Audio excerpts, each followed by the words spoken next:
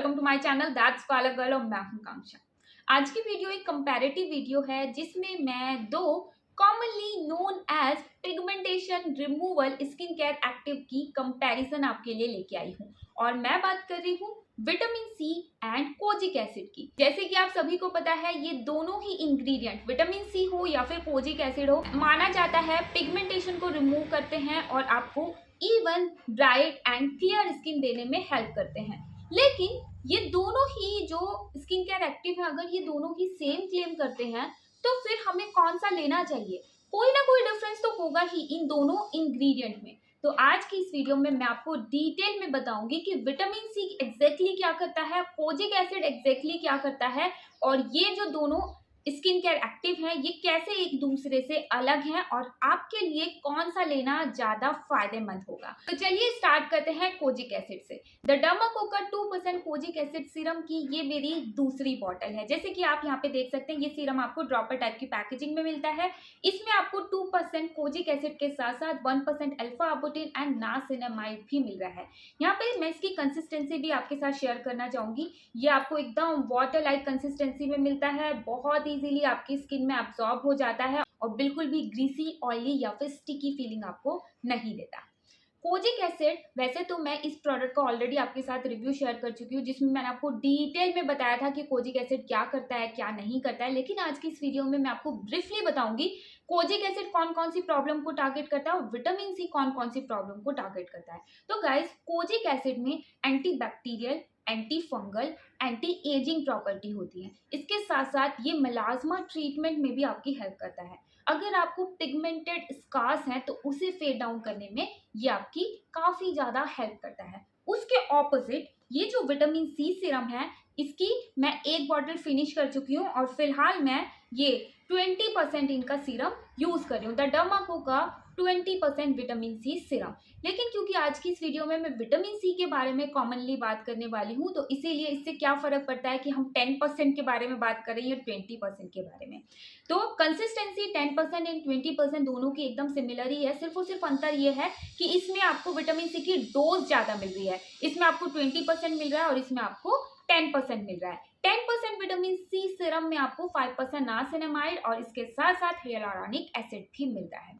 तो vitamin C majorly collagen production में आपकी हेल्प करता है। जैसे ही विटामिन सी आपकी स्किन के कांटेक्ट में आता है कोलेजन सिंथेसिस को ये बूस्ट करता है, तो इसी वजह से ये आपकी स्किन में इलास्टिसिटी को इम्प्रूव करता है और फाइन लाइंस, रिंकल्स वगैरह को बहुत इफेक्टिव तरीके से टारगेट करता है। तो इसके अलावा अगर आपको डार्क स्पॉट्स की प्रॉब्लम है तो उन डार्क स्पॉट्स को फेड करने में आपकी हेल्प करता है और ओवरऑल आपको एक ब्राइट क्लियर स्किन देने में हेल्प करता है। इसके साथ साथ आप सभी को पता होगा विटामिन सी एक इंपॉर्टेंट एंटीऑक्सीडेंट भी होता है, तो इसी वजह से ऑक्सीडेटिव स्ट्रेस या फिर फ्री रेडिकल डैमेज से भी आपकी स्किन को प्रोटेक्ट करता है। तो ये है major benefits kojic acid and vitamin C use करने के। अब मैं बात करना चाहूंगी इन दोनों में से कौन सा ज्यादा फायदेमंद है, क्या डिफरेंस है इन दोनों स्किन केयर एक्टिव में।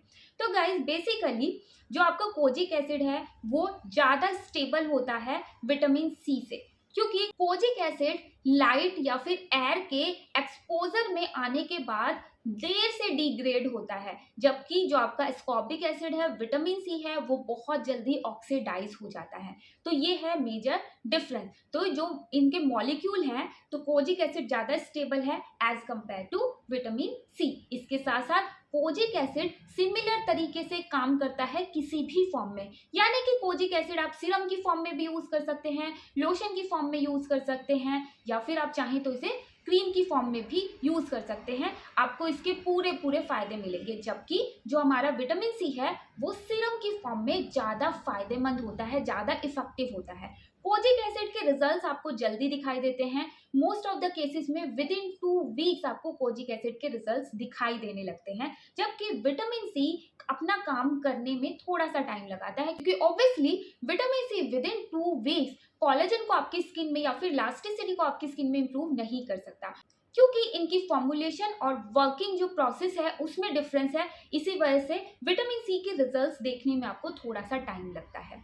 तो यही दोनों प्रोडक्ट में मेजर डिफरेंस है। लेकिन अच्छी बात यह है कि आप kojic acid and vitamin C को लेयर कर सकते हैं। जी हाँ गाइस, अगर आपको डार्क स्पॉट्स, पिगमेंटेशन, मेलास्मा वगैरह की प्रॉब्लम है, आपको अनइवन स्किन टोन की प्रॉब्लम है, तो आप चाहें तो kojic acid and vitamin C को लेयर कर सकते हैं। लेकिन मैं आपको रेकमेंड करूंगी दोनों को सीरम फॉर्म में एक दूसरे के साथ लेयर करने से ज्यादा बेनिफिशियल होगा कि आप एक को सीरम की फॉर्म में रखें और दूसरे को आप मॉइस्चराइजर की फॉर्म में रखें। कोजिक एसिड की एक अच्छी बात यह भी है कि आप इसे रेटिनॉल के साथ भी आराम से लेयर कर सकते हैं। इसीलिए कोजिक एसिड को अपनी स्किन केयर रूटीन में डालना बहुत ज्यादा इजी है, लेकिन दिन में सिर्फ और सिर्फ एक बार यूज करें। जैसे कि मैंने आपको बताया, द डर्माको के ये दोनों ही प्रोडक्ट्स को यूज करते हुए मुझे बहुत लंबा टाइम हो गया है और ये दोनों ही प्रोडक्ट अपना काम बहुत अच्छे से करते हैं। कोजिक एसिड पिगमेंटेशन वगैरह को रिमूव करने में आपकी हेल्प करता है और vitamin C bright clear skin देने में आपकी हेल्प करता है। उसके साथ साथ कोलेजन सिंथेसिस को भी इंप्रूव करता है, जिसकी वजह से ये फाइन लाइंस, रिंकल्स को भी ब्लर करने में आपकी हेल्प करता है।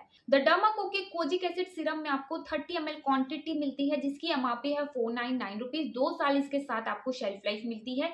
जबकि द डर्माको का जो विटामिन सी सीरम है 10% की एमआरपी है 649 रुपीज और 20% की एमआरपी है 899 रुपीज। लेकिन द डर्माको की ऑफिशियल वेबसाइट पे अगर आप मेरा कूपन कोड लगाते हैं तो आप फ्लैट 20% ऑफ अवेल कर सकते हैं। वैसे आप चाहें तो द डर्माको के प्रोडक्ट्स आप Amazon, नायका या फिर फ्लिपकार्ट से भी परचेज कर सकते हैं, जहाँ पे आपको अच्छे ऑफर मिल जाए। लेकिन अगर आप इनकी ऑफिशियल वेबसाइट से परचेज करते हैं तो आपका ऑर्डर एक चाइल्ड से लिंक हो जाता है, जिसकी द डर्माको भूमि नाम की एक वेबसाइट की हेल्प से एजुकेशन में हेल्प करते हैं। तो गाइज, मुझे उम्मीद है आज की वीडियो में आपको क्लियर हो गया होगा कि इन दोनों स्किन केयर एक्टिव में क्या डिफरेंस है और आपको कौन सा लेना चाहिए। लेकिन एक बात का आपको हमेशा ध्यान रखना है, आप इन दोनों में से चाहे कोई भी स्किन केयर प्रोडक्ट क्यों ना यूज करें, आपको अपनी स्किन को हार्मफुल यूवी रेज से प्रोटेक्ट करना बहुत ज्यादा जरूरी है। तो आप चाहे कोई भी स्किन केयर एक्टिव क्यों ना यूज करें, आपको सनस्क्रीन यूज करना बहुत ज्यादा जरूरी है। और मैं आपको पर्सनली रेकमेंड करूंगी जो सनस्क्रीन मैं यूज कर रही हूँ बहुत लंबे टाइम से, द डर्माको की 1% हियालुरोनिक एसिड सनस्क्रीन। तो गाइज, मुझे उम्मीद है आज की जो वीडियो है वो आपके लिए हेल्पफुल रही होगी। So yeah that's all for today's video. See you, bye bye.